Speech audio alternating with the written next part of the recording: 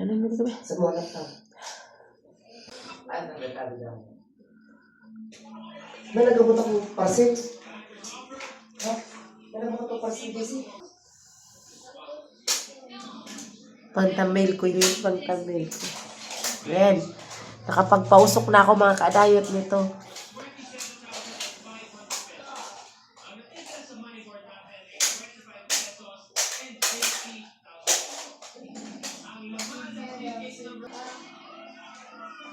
Ayan.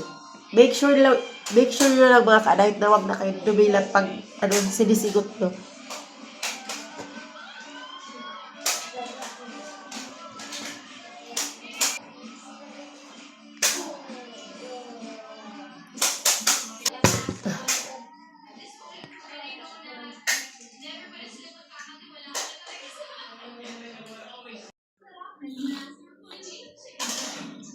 Mga kadayot, barado ang ilong ko. Grabe yung sipon ko. Nag-home remedy ako. Ginawan ako ng asawa ko ito. Luya. Binigyan mo ano? Luya, tapos Kalamansi. Kalamansi. Efficacy. May konting ipikasin.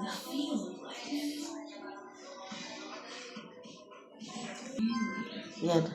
Maganda to kaysa iinom pa ako ng gamot. Home remedy. Bukas naman. Ay, suka ito, be.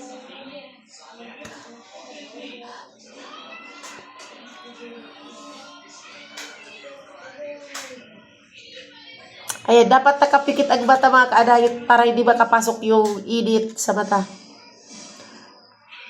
Tapos sisigutin nyo lang yung sigutin nyo lang yung amoy.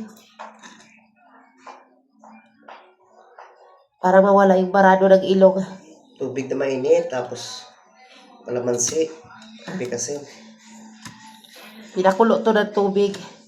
May picaset, may konti lang. Tapos luya, konti lang.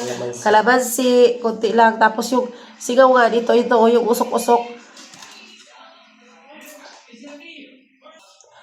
O, ayan. Narinig nyo? Narinig nyo mga kadayot? Nawala na yung bara sa ilong ko. Hey, salamat. Thanks God.